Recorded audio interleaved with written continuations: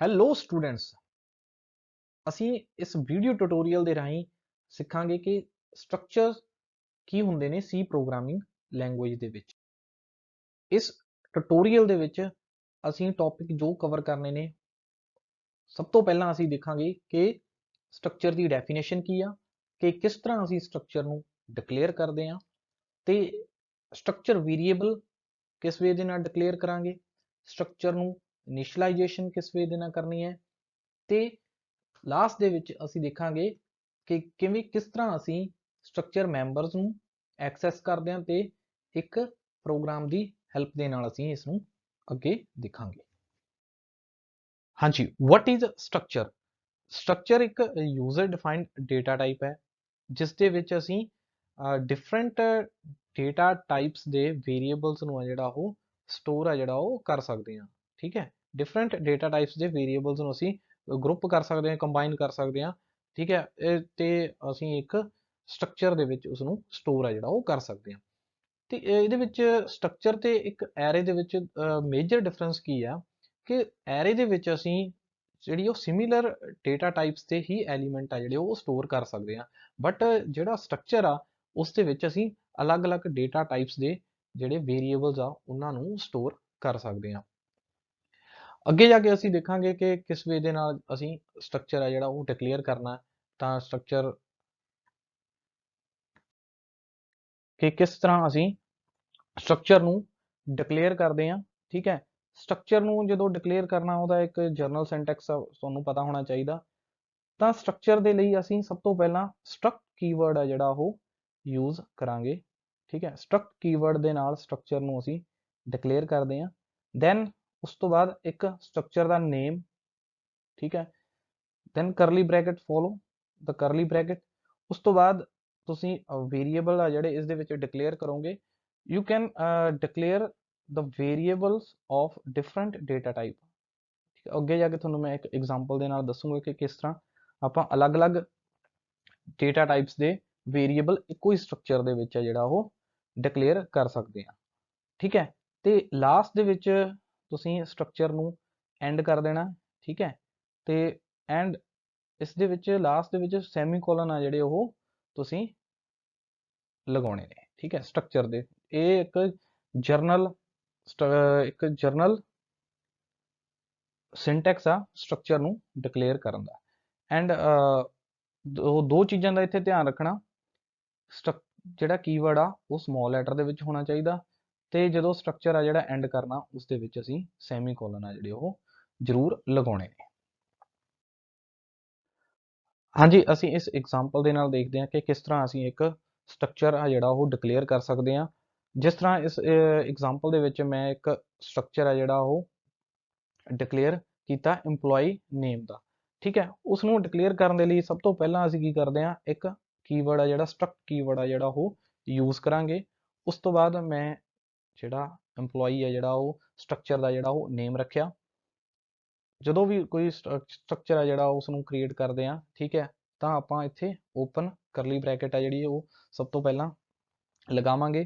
ਠੀਕ ਹੈ, ਫਿਰ ਦੈਨ ਇਸ ਦੇ ਵਿੱਚ ਅਸੀਂ ਇੱਕ EMPLOYEE ID ਹੈ ਜਿਹੜੀ EID, ਉਹ ਇੱਕ ਵੇਰੀਏਬਲ ਡਿਕਲੇਅਰ ਕੀਤਾ ਜਿਹੜਾ ਕਿ ਮੇਰੇ ਕੋਲੇ ਇੰਟੀਜਰ ਟਾਈਪ ਦਾ। ਠੀਕ ਹੈ, ਦੈਨ ਇੱਕ ਮੈਂ ਕਰੈਕਟਰ ਐਰੇ ਹੈ ਜਿਹੜਾ ਉਹ ਡਿਕਲੇਅਰ ਕੀਤਾ ਜਿਹਦੇ ਵਿੱਚ ਮੈਂ ਉਸ ਦਾ EMPLOYEE ਦਾ ਨੇਮ ਸਟੋਰ ਕਰੂੰਗਾ, ਐਂਡ ਉਸ ਦਾ ਮੈਂ ਜਿਹੜਾ ਸਾਈਜ਼ ਰੱਖਿਆ ਉਹ 30 ਆ।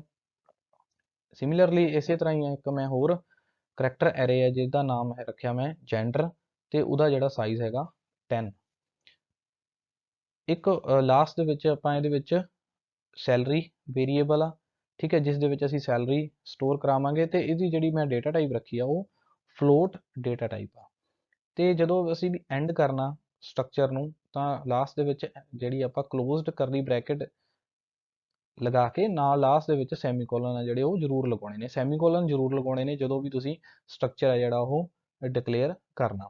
ਹੁਣ ਜਦੋਂ ਇਹ ਵਾਲੀ ਇੱਕ ਆਪਾਂ ਹਜੇ ਜਸਟ ਇੱਕ ਡੈਕੋਰੇਸ਼ਨ ਕੀਤੀ ਆ ਸਟਰਕਚਰ ਦੀ, ਠੀਕ ਹੈ, ਜਦੋਂ ਤੁਸੀਂ ਇਸ ਤਰ੍ਹਾਂ ਸਟਰਕਚਰ ਨੂੰ ਡਿਕਲੇਅਰ ਕਰ ਦਿੰਦੇ ਹੋ ਤਾਂ ਇਹ ਆਪਣੇ ਕੋਲ ਇੱਕ ਯੂਜ਼ਰ ਡਿਫਾਈਨਡ ਡੇਟਾ ਟਾਈਪ ਆ ਜਿਹੜੀ ਉਹ ਬਣ ਜਾਂਦੀ ਆ। ਤੇ ਇਹਦੇ ਵਿੱਚ ਜਿੰਨੇ ਵੀ ਆਪਾਂ ਅਲੱਗ-ਅਲੱਗ ਡੇਟਾ ਟਾਈਪਸ ਦੇ ਵੇਰੀਏਬਲ ਆ ਜਿਹੜੇ ਉਹ ਡਿਕਲੇਅਰ ਕੀਤੇ ਨੇ, ਠੀਕ ਹੈ, ਇਹਨਾਂ ਨੂੰ ਆਪਾਂ ਮੈਂਬਰ ਆਫ ਸਟਰਕਚਰਸ ਆ ਜਿਹੜਾ ਉਹ ਬੋਲਦੇ ਆ। ਠੀਕ ਹੈ, ਜਿਸ ਤਰ੍ਹਾਂ ਆਪਣੇ ਕੋਲੇ EID ਹੋ ਗਿਆ, ਨੇਮ ਹੋ ਗਿਆ, ਜੈਂਡਰ ਹੋ ਗਿਆ, ਸੈਲਰੀ ਹੋਗੀ, ਇਹ ਸਾਰੇ ਕੀ ਨੇ, ਇਹ members of this EMPLOYE structure.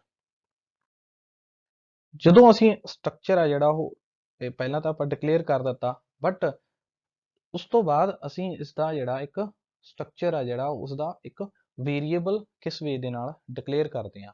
ਠੀਕ ਹੈ, ਇਹਦੇ ਆਪਣੇ ਕੋਲੇ ਦੋ ਤਰੀਕੇ ਨੇ। ਜਿਹੜਾ ਇੱਕ ਤਾਂ ਸਭ ਤੋਂ ਪਹਿਲਾਂ ਸਿੰਪਲੈਸਟ ਮੈਥਡ ਹੈਗਾ ਕਿ ਸਟਰਕਟ, ਜਿਹੜਾ ਆਪਾਂ ਸਟਰਕਟ ਕੀਵਰਡ ਯੂਜ਼ ਕਰਾਂਗੇ, ਤੇ ਉਸ ਤੋਂ ਬਾਅਦ ਆਪਣੇ ਜਿਹੜਾ ਵੀ ਆਪਣਾ ਸਟਰਕਚਰ ਦਾ ਜਿਹੜਾ ਨੇਮ ਹੋਊਗਾ, ਜਿਸ ਤਰ੍ਹਾਂ ਆਪਣੇ ਕੋਲ ਪ੍ਰੀਵੀਅਸ ਐਗਜ਼ਾਮਪਲ ਦੇ ਵਿੱਚ EMPLOYE ਉਸ ਦਾ ਨੇਮ ਸੀਗਾ, ਐਂਡ ਸਟਰਕਚਰ ਦਾ ਜਿਹੜਾ ਮੈਂ ਵੇਰੀਏਬਲ ਦਾ ਨੇਮ ਰੱਖਿਆ ਉਹ ਇੱਥੇ ਰੱਖਿਆ EMP1। ਠੀਕ ਹੈ, ਇੱਥੇ ਮੇਰੇ ਕੋਲੇ EMP1 ਇੱਕ ਸਟਰਕਚਰ ਦਾ ਜਿਹੜਾ ਉਹ ਵੇਰੀਏਬਲ ਆ ਜਿਹੜਾ ਆਪਾਂ ਇਸ ਤਰ੍ਹਾਂ ਡਿਕਲੇਅਰ ਕਰ ਸਕਦੇ ਹਾਂ, ਤੇ ਜਿਸ ਦੀ ਜਿਹੜੀ ਡੇਟਾ ਟਾਈਪ ਆ ਉਹ ਸਟਰਕਟ EMPLOYE ਉਸ ਦੀ ਡੇਟਾ ਟਾਈਪ ਆ। ਤੇ ਇੱਕ ਦੂਜਾ ਤਰੀਕਾ ਵੀ ਹੈਗਾ ਆਪਣੇ ਕੋਲੇ, there is another method to declare the structure variable। ਉਸ ਦੇ ਲਈ ਅਸੀਂ ਕੀ ਕਰਦੇ ਹਾਂ, ਜਦੋਂ ਅਸੀਂ ਸਟਰਕਚਰ ਆ ਜਿਹੜਾ ਉਹ ਡਿਕਲੇਅਰ ਕਰਦੇ ਹਾਂ, ਠੀਕ ਹੈ, ਜਿਸ ਤਰ੍ਹਾਂ ਆਪਾਂ ਪਹਿਲਾਂ ਐਗਜ਼ਾਮਪਲ ਦੇ ਵਿੱਚ ਕੀਤਾ ਸੀਗਾ ਕਿ ਸਟਰਕਟ ਕੀਵਰਡ ਦੇ ਨਾਲ ਉਸ ਤੋਂ ਬਾਅਦ ਸਟਰਕਚਰ ਦਾ ਨੇਮ ਹੋ ਗਿਆ, ਠੀਕ ਹੈ, ਓਪਨ ਕਰਲੀ ਬ੍ਰੈਕਟ, ਤੇ ਇਹਦੇ ਵਿੱਚ ਆਪਾਂ ਅਲੱਗ-ਅਲੱਗ ਜਿਹੜੇ ਵੇਰੀਏਬਲ ਲਗਾਏ ਸੀਗੇ, ਜਿਸ ਤਰ੍ਹਾਂ EMPLOYE ID ਹੋ ਗਿਆ, ਨੇਮ ਹੋ ਗਿਆ, ਠੀਕ ਹੈ, ਜੈਂਡਰ ਹੋ ਗਿਆ, ਸੈਲਰੀ ਹੋ ਗਿਆ। ਜਦੋਂ ਆਪਾਂ ਲਾਸਟ ਦੇ ਵਿੱਚ ਇੱਕ ਸਟਰਕਚਰ ਹੈ ਜਿਹੜਾ ਉਹ ਕ੍ਰੀਏਟ ਕਰ ਲਿਆ, ਠੀਕ ਹੈ, ਸੈਮੀਕੋਲਨ ਲਗਾਉਣ ਤੋਂ ਪਹਿਲਾਂ ਅਸੀਂ ਉਸ ਵੇਰੀਏਬਲ ਦਾ ਜਿਹੜਾ ਨੇਮ ਆ ਜਿਹੜਾ ਉਹ ਰੱਖ ਸਕਦੇ ਹਾਂ। ਜਿਸ ਤਰ੍ਹਾਂ ਇੱਥੇ ਤੁਹਾਨੂੰ EMP1 ਉਸ ਤੋਂ ਬਾਅਦ ਮੈਂ ਲਾਸਟ ਦੇ ਵਿੱਚ ਸੈਮੀਕੋਲਨ ਲਗਾਏ ਨੇ, ਤੇ ਇਹ ਜਿਹੜਾ ਮੇਰਾ ਕ੍ਰੀਏਟ ਹੋਇਆ, ਇਹ ਇੱਕ EMP1 ਜਾਂ EMPLOYE1, ਇਹ ਕੀ ਹੈ, ਮੇਰਾ ਸਟਰਕਚਰ ਵੇਰੀਏਬਲ। ਦੋ ਤਰੀਕੇ ਨੇ, ਮੈਂ ਦੋਨੇ ਤਰੀਕੇ ਜਿਹੜੇ ਉਹ ਦੱਸੇ ਨੇ ਕਿ ਕਿਸ ਵੇ ਦੇ ਨਾਲ ਆਪਾਂ ਸਟਰਕਚਰ ਦਾ ਵੇਰੀਏਬਲ ਆ ਜਿਹੜਾ ਉਹ ਡਿਕਲੇਅਰ ਆ ਜਿਹੜਾ ਉਹ ਕਰ ਸਕਦੇ ਹਾਂ। ਜਦੋਂ ਅਸੀਂ ਇੱਕ ਸਟਰਕਚਰ ਵੇਰੀਏਬਲ ਆ ਜਿਹੜਾ ਉਹ ਕ੍ਰੀਏਟ ਕਰਦੇ ਹਾਂ, ਉਸ ਤੋਂ ਬਾਅਦ ਉਸ ਦੀ ਮੈਮਰੀ ਦੇ ਵਿੱਚ ਕਿਸ ਤਰ੍ਹਾਂ ਉਸ ਦੀ ਰਿਪਰੈਜ਼ੈਂਟੇਸ਼ਨ ਹੁੰਦੀ ਹੈ, ਜਾਂ ਉਸ ਨੂੰ ਮੈਮਰੀ ਕਿੰਨੀ ਐਲੋਕੇਟ ਹੁੰਦੀ ਆ, ਉਹ ਅਕੋਰਡਿੰਗ ਟੂ ਦਾ ਜਿਹੜੇ ਆਪਾਂ ਉਹਦੇ ਵਿੱਚ ਵੇਰੀਏਬਲ ਆ ਜਿਹੜੇ ਉਹ ਡਿਕਲੇਅਰ ਕੀਤੇ ਆ, ਠੀਕ ਹੈ, ਕਿਹੜੀ ਡੇਟਾ ਟਾਈਪ ਤੇ ਉਹ ਵੇਰੀਏਬਲਸ ਨੇ, ਉਹਨਾਂ ਦੇ ਅਕੋਰਡਿੰਗ ਆ ਜਿਹੜੀ ਉਸ ਵੇਰੀਏਬਲ ਦੀ ਜਿਹੜੀ ਸਟਰਕਚਰ ਵੇਰੀਏਬਲ ਦੀ ਟੋਟਲ ਮੈਮਰੀ ਦਾ ਸਾਈਜ਼ ਉਸ ਦੇ ਅਕੋਰਡਿੰਗ ਹੁੰਦਾ। ਜਿਸ ਤਰ੍ਹਾਂ ਆਪਾਂ ਇਸ ਐਗਜ਼ਾਮਪਲ ਦੇ ਵਿੱਚ ਦੇਖੀਏ, EMPLOYE ਜਿਹੜਾ ਮੈਂ ਇੱਕ ਸਟਰਕਚਰ ਬਣਾਇਆ ਸੀ, ਉਸ ਦਾ ਜਿਹੜਾ ਇੱਕ EMP1 ਮੈਂ ਇੱਕ ਸਟਰਕਚਰ ਵੇਰੀਏਬਲ ਆ ਜਿਹੜਾ ਉਹ ਕ੍ਰੀਏਟ ਕੀਤਾ, ਉਸ ਦੇ ਵਿੱਚ ਆਪਣੇ ਕੋਲੇ ਜਿਹੜਾ EID ਆ, ਠੀਕ ਹੈ, ਇਹਦੇ ਲਈ ਆਪਣੇ ਕੋਲੇ ਇੰਟੀਜਰ ਡੇਟਾ ਟਾਈਪ ਆ, ਤਾਂ ਇਹ ਆਪਣੇ ਕੋਲੇ ਮੈਮਰੀ ਦੇ ਵਿੱਚ 2 ਬਾਈਟਸ ਆ ਜਿਹੜੀਆਂ ਐਕੂਪਾਈ ਕਰੂਗਾ। ਠੀਕ ਹੈ, ਇਸੇ ਤਰ੍ਹਾਂ ਆਪਣੇ ਕੋਲੇ ਜਿਹੜਾ ਕਰੈਕਟਰ ਟਾਈਪ ਦਾ ਆਪਣੇ ਕੋਲੇ ਨੇਮ ਸੀਗਾ ਕਰੈਕਟਰ ਐਰੇ ਦਾ, ਉਹ ਜਿਹੜੀਆਂ ਉਹ 30 ਬਾਈਟਸ ਆ ਜਿਹੜੀਆਂ ਉਹ ਸਟੋਰ ਕਰੂਗਾ ਔਰ occupy in the memory. And similarly ਜਿਹੜਾ ਆਪਣੇ ਕੋਲੇ ਜੈਂਡਰ ਆ, ਉਹ 11 ਬਾਈਟਸ ਆ ਜਿਹੜੀਆਂ ਉਹ ਲਊਗਾ, ਤੇ ਜਿਹੜੀ ਆਪਣੇ ਕੋਲੇ ਲਾਸਟ ਦੇ ਵਿੱਚ ਫਲੋਟ ਜਿਹੜਾ ਇੱਕ ਸੈਲਰੀ ਹੈ ਜਿਹੜਾ ਵੇਰੀਏਬਲ ਆ, ਉਹ 4 ਬਾਈਟਸ ਆ ਜਿਹੜੀਆਂ ਉਹ ਲਊਗਾ। ਤਾਂ ਇਸ ਜਿਹੜਾ ਆਪਣੇ ਕੋਲੇ ਮੈਂ ਇੱਕ EMP1 ਜਾਂ EMPLOYE1 ਇੱਕ ਸਟਰਕਚਰ ਵੇਰੀਏਬਲ ਕ੍ਰੀਏਟ ਕੀਤਾ, ਇਹ ਟੋਟਲ ਨੰਬਰ ਆਫ ਬਾਈਟਸ ਆ ਜਿਹੜੀਆਂ ਇਹਨਾਂ ਨੂੰ ਆਪਾਂ ਐਡ ਅਪ ਕਰ ਲੈਂਦੇ ਆ। ਠੀਕ ਹੈ, 32 ਪਲੱਸ 11 ਆਪਣੇ ਕੋਲੇ ਹੋ ਗਿਆ 43, ਐਂਡ 43 ਪਲੱਸ 4, ਤਾਂ ਟੋਟਲ ਨੰਬਰ ਆਫ ਬਾਈਟਸ ਆ ਜਿਹੜੀਆਂ ਉਹ 47 ਬਾਈਟਸ ਆ ਜਿਹੜੀਆਂ ਉਹ ਲਊਗਾ। ਠੀਕ ਹੈ, ਮੈਂ ਇੱਥੇ ਅਜ਼ਿਊਮ ਕਰਕੇ ਚੱਲ ਰਿਹਾ ਕਿ ਜਿਹੜਾ ਇੰਟੀਜਰ ਆ ਉਹ 2 ਬਾਈਟਸ ਸਟੋਰ ਕਰੂਗਾ, ਕਿ ਆਪਾਂ ਜੇ ਇਹਨੂੰ 16 ਬਿਟ ਕੰਪਾਈਲਰ ਦੇ ਉੱਤੇ ਰਨ ਕਰਾਂਗੇ।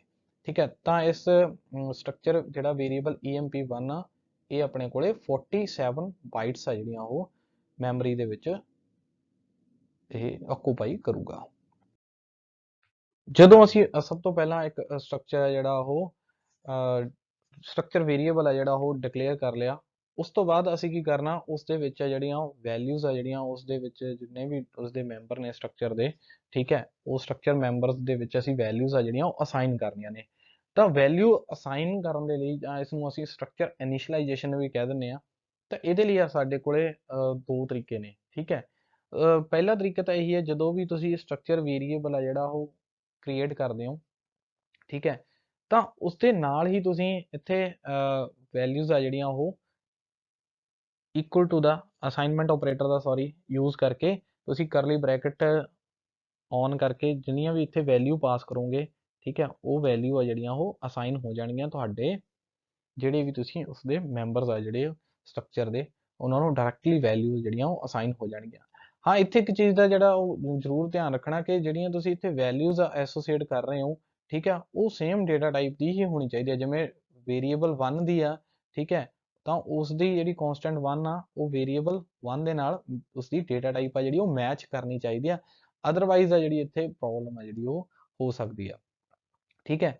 ਇਸੇ ਤਰ੍ਹਾਂ ਹੀ ਜਿਹੜਾ ਡੇਟਾ ਟਾਈਪ ਵੇਰੀਏਬਲ 2 ਆ, ਠੀਕ ਹੈ, ਉਹਦੇ ਵਿੱਚ ਆਪਣੇ ਕੋਲ ਜਿਹੜੀ ਕਨਸਟੈਂਟ 2 ਦੇ ਵਿੱਚ ਵੈਲਿਊ ਦੋਗੇ ਉਹ ਇੱਥੇ ਸਟੋਰ ਹੋ ਜੂਗੀ, ਠੀਕ ਹੈ। ਇਸੇ ਸਿਮਿਲਰਲੀ ਵੇਰੀਏਬਲ 3 ਦੇ ਲਈ ਆਪਾਂ ਕਨਸਟੈਂਟ 3 ਦੀ ਵੈਲਿਊ ਜਿਹੜੀ ਇਸ ਦੇ ਵਿੱਚ ਅਸਾਈਨ ਹੈ ਜਿਹੜੀ ਉਹ ਕਰ ਸਕਦੇ ਹਾਂ। ਤੇ ਇੱਕ ਤਾਂ ਇਹ ਵਾਲਾ ਮੈਥਡ ਹੈਗਾ, ਤੇ ਦੂਸਰਾ ਜਿਹੜਾ ਆਪਣੇ ਕੋਲ ਜਿਹਦੇ ਵਿੱਚ ਆਪਾਂ ਪਹਿਲਾਂ ਸਟਰਕਚਰ ਹੈ ਜਿਹੜਾ ਉਹ ਡਿਕਲੇਅਰ ਕਰਾਂਗੇ, ਠੀਕ ਹੈ। ਉਸ ਤੋਂ ਬਾਅਦ ਇੱਕ ਸਟਰਕਚਰ ਵੇਰੀਏਬਲ ਨੂੰ ਮੈਂ ਪਹਿਲਾਂ ਵੀ ਦੱਸਿਆ ਕਿ ਸਟਰਕਚਰ ਵੇਰੀਏਬਲ ਆਪਾਂ ਦੋ ਤਰੀਕੇ ਦੇ ਨਾਲ ਹੀ ਡਿਕਲੇਅਰ ਕਰ ਸਕਦੇ ਹਾਂ, ਠੀਕ ਹੈ। ਤੇ ਇੱਥੇ ਆਪਾਂ ਸਟਰਕਟ ਕੀਵਰਡ ਯੂਜ਼ ਕਰਾਂਗੇ। ਉਸ ਤੋਂ ਬਾਅਦ ਸਟਰਕਚਰ ਦਾ ਜਿਹੜਾ ਇੱਕ ਵੇਰੀਏਬਲ, ਤੇ ਉਸ ਦੇ ਵਿੱਚ ਆਪਾਂ ਜਿਹੜੀਆਂ ਵੈਲਿਊ ਆ ਜਿਹੜੀਆਂ ਉਹ ਇਨਸਰਟ ਕਰਨੀਆਂ ਨੇ, ਜਿਵੇਂ ਕਨਸਟੈਂਟ 1, ਕਨਸਟੈਂਟ 2, ਕਨਸਟੈਂਟ 3, ਠੀਕ ਹੈ।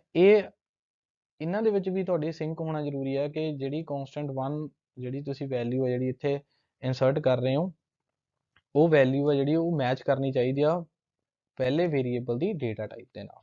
ਸਿਮਿਲਰਲੀ ਇਸੇ ਤਰ੍ਹਾਂ ਹੀ ਤੁਹਾਡੇ ਕੋਲੇ ਮੈਚ ਕਰਨੀ ਚਾਹੀਦੀ ਹੈ ਜਿਹੜੀ ਉਹ ਸੈਕੰਡ ਵਾਲੇ ਵੇਰੀਏਬਲ ਦੀ ਜਿਹੜੀ ਉਹ ਮੈਚ ਕਰਨੀ ਚਾਹੀਦੀ ਹੈ ਡੇਟਾ ਟਾਈਪ ਕਨਸਟੈਂਟ 2 ਦੇ ਨਾਲ। ਇਸ ਤਰ੍ਹਾਂ ਤੁਸੀਂ ਇਹਦੇ ਵਿੱਚ ਸਾਰੇ ਜਿੰਨੇ ਵੀ ਨੰਬਰ ਆਫ ਤੁਸੀਂ ਇਹਦੇ ਵਿੱਚ ਵੇਰੀਏਬਲ ਦਾ ਜਿਹੜੇ ਉਹ ਡਿਕਲੇਅਰ ਕੀਤੇ ਨੇ ਉਹ ਸਾਰਿਆਂ ਨੂੰ ਇਨੀਸ਼ੀਅਲਾਈਜ਼ ਕਰ ਸਕਦੇ ਹੋ ਇੱਕ ਸਟਰਕਚਰ ਦੇ ਵਿੱਚ, ਉਹਨਾਂ ਦੇ ਮੈਂਬਰਸ ਨੂੰ ਵੈਲਿਊਜ਼ ਆ ਜਿਹੜੀਆਂ ਉਹ ਅਸਾਈਨ ਕਰ ਸਕਦੇ ਹੋ, ਠੀਕ ਹੈ। ਤੇ ਨੈਕਸਟ ਇੱਥੇ ਐਗਜ਼ਾਮਪਲ ਦੇ ਨਾਲ ਮੈਂ ਤੁਹਾਨੂੰ ਜ਼ਿਆਦਾ ਕਲੀਅਰ ਹੋ ਜਾਊਗਾ। ਇੱਕ ਮੈਂ ਸਟਰਕਚਰ ਸੇਮ ਉਹੀ ਫੋਲੋ ਕਰਦਾ ਆ ਰਿਹਾ ਕਿ ਇੱਕ EMPLOYEE ਸਟਰਕਚਰ ਆ, ਉਸ ਦੇ ਵਿੱਚ ਅਸੀਂ ਚਾਰ ਆ ਜਿਹੜੇ ਉਹ ਅਲੱਗ ਟਾਈਪ ਦੇ ਜਿਹੜੇ ਉਹ ਅਸੀਂ ਵੇਰੀਏਬਲ ਆ ਜਿਹੜੇ ਉਹ ਡਿਕਲੇਅਰ ਕੀਤੇ ਨੇ, ਜਿਸ ਤਰ੍ਹਾਂ ਵਿੱਚ EID ਹੋ ਗਿਆ, EMPLOYEE ID, ਨੇਮ ਹੋ ਗਿਆ, ਜੈਂਡਰ ਹੋ ਗਿਆ, ਸੈਲਰੀ ਹੋ ਗਈ। ਹੁਣ ਇਸ ਦੇ ਵਿੱਚ ਮੈਂ EID ਦੇ ਵਿੱਚ 55 ਇਹ ਇਨੀਸ਼ੀਅਲਾਈਜੇਸ਼ਨ ਆ। ਹੁਣ EID ਦੇ ਵਿੱਚ ਡਾਇਰੈਕਟਲੀ ਜਿਹੜਾ ਉਹ 55 ਆ ਜਿਹੜਾ ਉਹ ਸਟੋਰ ਹੋ ਜਾਊਗਾ, ਠੀਕ ਹੈ, ਜਾਂ ਅਸਾਈਨ ਹੋ ਜਾਊਗਾ। ਤੇ ਜਿਹੜਾ ਆਪਣੇ ਕੋਲੇ ਨੇਮ ਦੇ ਵਿੱਚ ਆ ਜਿਹੜਾ ਉਹ ਅਮਰਿੰਦਰ ਅਸਾਈਨ ਹੋ ਜਾਊਗਾ, ਠੀਕ ਹੈ। ਦੈਨ ਜੈਂਡਰ ਦੇ ਵਿੱਚ ਆ ਜਿਹੜਾ ਉਹ ਮੇਲ, ਤੇ ਸੈਲਰੀ ਦੇ ਵਿੱਚ ਆ ਜਿਹੜਾ ਉਹ ਜੋ ਕਿ ਫਲੋਟ ਡੇਟਾ ਟਾਈਪ ਆ ਉਸ ਦੇ ਵਿੱਚ 21600 ਆ ਜਿਹੜਾ ਉਹ ਸਟੋਰ ਆ ਜਿਹੜਾ ਹੋ ਜਾਊਗਾ, ਠੀਕ ਹੈ। ਇਸ ਤਰ੍ਹਾਂ ਇੱਕ ਐਗਜ਼ਾਮਪਲ ਦੇ ਨਾਲ ਅਸੀਂ ਦੇਖਿਆ ਕਿ ਕਿਸ ਵੇ ਦੇ ਨਾਲ ਤੁਸੀਂ ਅਲੱਗ-ਅਲੱਗ ਜਿਹੜੇ ਵੇਰੀਏਬਲ ਤੁਸੀਂ ਡਿਕਲੇਅਰ ਕੀਤੇ ਸੀ ਉਹਨਾਂ ਨੂੰ ਕਿਸ ਤਰ੍ਹਾਂ ਵੈਲਿਊਜ਼ ਆ ਜਿਹੜੀਆਂ ਉਹ ਅਸਾਈਨ ਆ ਜਿਹੜੀਆਂ ਉਹ ਕਰ ਸਕਦੇ ਹਾਂ। ਦੂਸਰਾ ਵੇ ਵੀ ਇੱਕ ਮੈਂ ਤੁਹਾਨੂੰ ਦੱਸਿਆ ਸੀਗਾ ਜਿਸ ਦੇ ਵਿੱਚ ਅਸੀਂ ਇੱਕ ਸਟਰਕਚਰ, ਠੀਕ ਹੈ,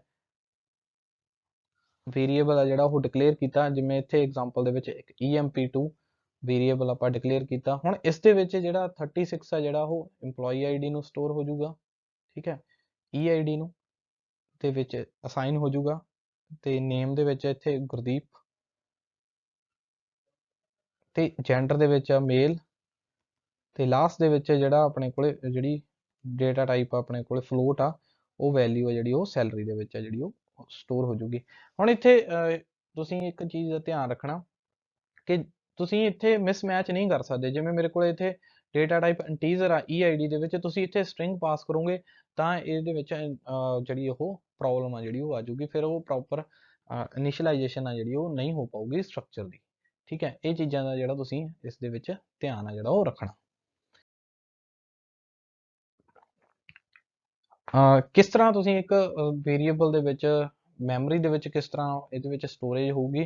ਦੇਖੋ EID ਦੇ ਵਿੱਚ ਜਿਹੜਾ ਆਪਣੇ ਕੋਲੇ 55 ਆ ਜਿਹੜਾ ਉਹ ਸਟੋਰ ਹੋ ਜਾਊਗਾ, ਨੇਮ ਦੇ ਵਿੱਚ ਆ ਜਿਹੜਾ ਅਮਰਿੰਦਰ, ਠੀਕ ਹੈ, ਜੈਂਡਰ ਦੇ ਵਿੱਚ ਆ ਜਿਹੜਾ ਉਹ ਮੇਲ, ਵੈਲਿਊ ਅਸਾਈਨ ਹੋ ਜੂਗੀ, ਸੈਲਰੀ ਦੇ ਵਿੱਚ ਆਪਣੇ ਕੋਲੇ 21600 ਜਿਹੜੀ ਵੈਲਿਊ ਆ ਜਿਹੜੀ ਉਹ ਅਸਾਈਨ ਹੋ ਜੂਗੀ। ਇਹ ਆਪਾਂ ਜਿਹੜੀ ਐਗਜ਼ਾਮਪਲ 1 ਦੇਖੀ ਸੀਗੀ ਜਿਹਦੇ ਵਿੱਚ EMP1 ਮੈਂ ਵੇਰੀਏਬਲ ਆ ਜਿਹੜਾ ਉਹ ਕ੍ਰੀਏਟ ਕੀਤਾ ਸੀਗਾ, ਠੀਕ ਹੈ। ਤੇ ਇਹ ਐਗਜ਼ਾਮਪਲ ਆ ਜਿਹਦੇ ਵਿੱਚ ਆਪਾਂ ਇੱਕ ਸਟਰਕਚਰ ਵੇਰੀਏਬਲ EMP2 ਜਿਹੜਾ ਉਹ ਕ੍ਰੀਏਟ ਕੀਤਾ, ਉਸ ਦੇ ਵਿੱਚ ਉਸਦੀ EID ਦੇ ਵਿੱਚ 36 ਵੈਲਿਊ ਹੈ ਜਿਹੜੀ ਉਹ ਚਲੀ ਜਾਊਗੀ।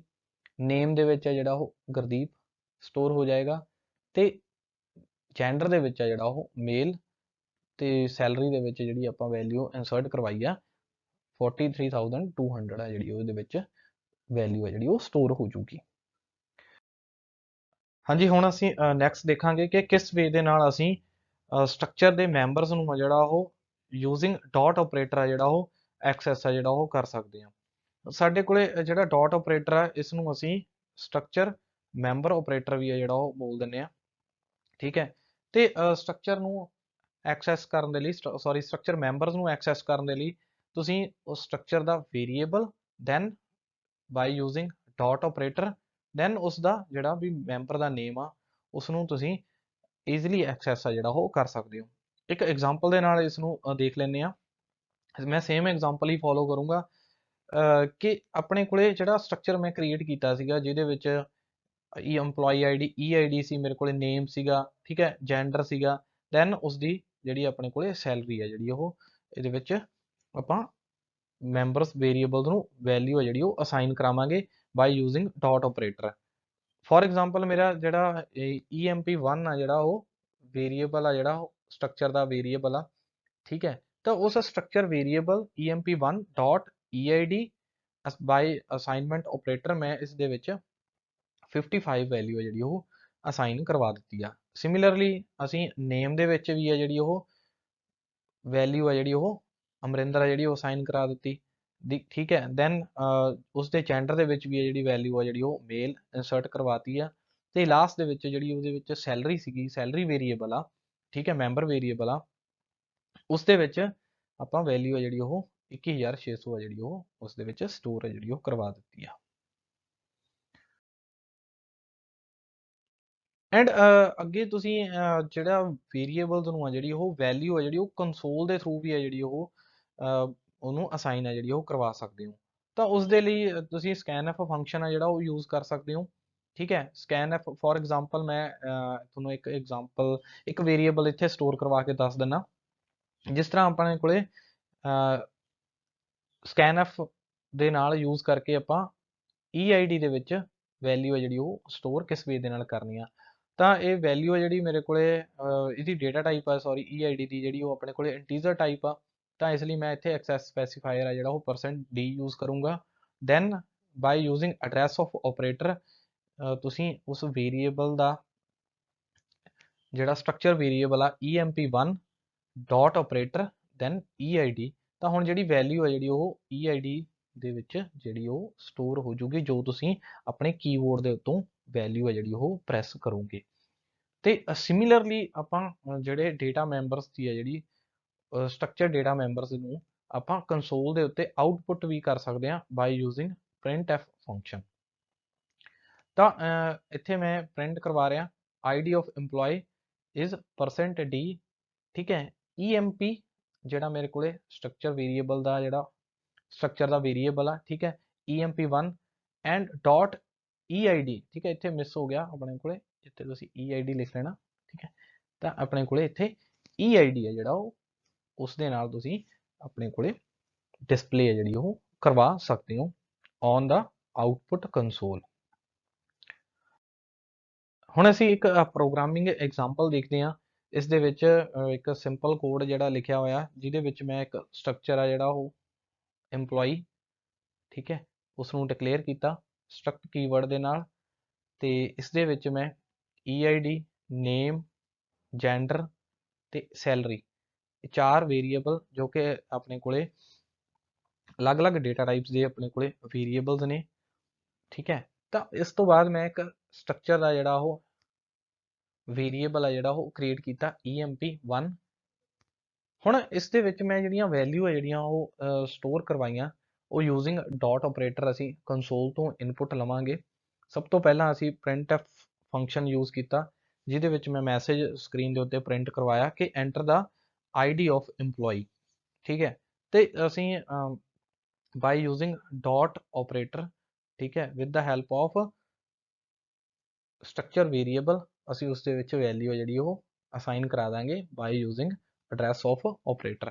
ਸਿਮਿਲਰਲੀ ਅਸੀਂ ਇਸੇ ਤਰੀਕੇ ਦੇ ਨਾਲ ਉਸਦੇ ਨੇਮ ਦੇ ਵਿੱਚ, ਠੀਕ ਹੈ, ਜੈਂਡਰ ਦੇ ਵਿੱਚ ਤੇ ਸੈਲਰੀ ਵੇਰੀਏਬਲ ਦੇ ਵਿੱਚ ਵੈਲਿਊ ਹੈ ਜਿਹੜੀ ਉਹ ਕੰਸੋਲ ਤੋਂ ਆ ਜਿਹੜੀ ਉਹ ਇਨਪੁਟ ਕਰਵਾ ਦੇਵਾਂਗੇ। ਤੇ ਇਸ ਤਰੀਕੇ ਦੇ ਨਾਲ ਅਸੀਂ ਉਸ ਦੇ ਵਿੱਚ ਇੱਕ ਸਟਰਕਚਰ ਦੇ ਜਿਹੜੇ ਮੈਂਬਰ ਵੇਰੀਏਬਲ ਸੀਗੇ, ਠੀਕ ਹੈ, ਸਟਰਕਚਰ ਵੇਰੀਏਬਲ ਸੀਗੇ, ਉਹਨਾਂ ਦੇ ਵਿੱਚ ਵੈਲਿਊ ਹੈ ਜਿਹੜੀ ਉਹ ਇਨੀਸ਼ੀਅਲਾਈਜੇਸ਼ਨ ਕਰਵਾ ਦਿੱਤੀ।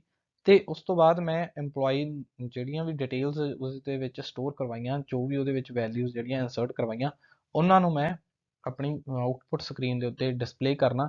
ਤਾਂ ਉਹ ਵੀ ਅਸੀਂ ਇੱਕ printf ਸਟੇਟਮੈਂਟ ਦੇ ਨਾਲ, with the help of printf statement, ਤੁਸੀਂ ਉਹਨਾਂ ਨੂੰ ਆਪਣੀ ਸਕਰੀਨ ਦੇ ਉੱਤੇ ਜਿਹੜਾ ਉਹ ਡਿਸਪਲੇ ਹੈ ਜਿਹੜਾ ਉਹ ਕਰਵਾ ਸਕਦੇ ਹੋ, ਠੀਕ ਹੈ। ਤਾਂ ਜਿਸ ਤਰ੍ਹਾਂ ਇੱਥੇ ਆਪਣੇ ਕੋਲੇ %d ਤਾਂ ਯੂਜ਼ ਕੀਤਾ ਕਿਉਂਕਿ ਆਪਣੇ ਕੋਲੇ ਜਿਹੜਾ EID ਆ ਉਹ ਇੰਟੀਜਰ ਟਾਈਪ ਦੀ ਆ।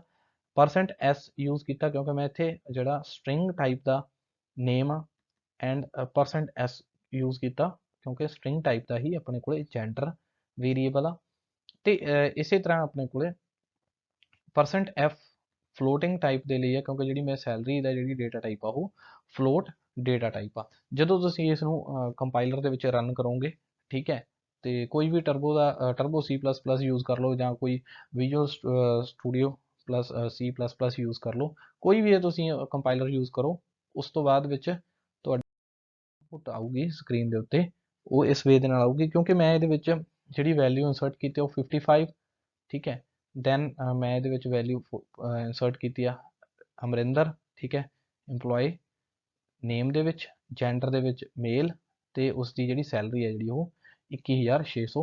ਤੇ ਇਹ ਵੈਲਿਊ ਜਿਹੜੀਆਂ ਜੋ ਮੈਂ ਯੂਜ਼ਰ ਨੇ ਇਨਪੁਟ ਕੀਤੀਆਂ, ਉਸ ਤੋਂ ਬਾਅਦ ਜਿਹੜੀਆਂ ਆਪਣੇ ਕੋਲੇ ਆਊਟਪੁੱਟ ਆਈ ਆ ਉਹ ਲਾਸਟ ਦੇ ਵਿੱਚ EMPLOYEE ਡਿਟੇਲ ਹੈ ਜਿਹੜੀ ਉਹ ਡਿਸਪਲੇ ਹੈ ਜਿਹੜੀ ਹੋ ਗਈ ਆ। Thanks for watching this video tutorial.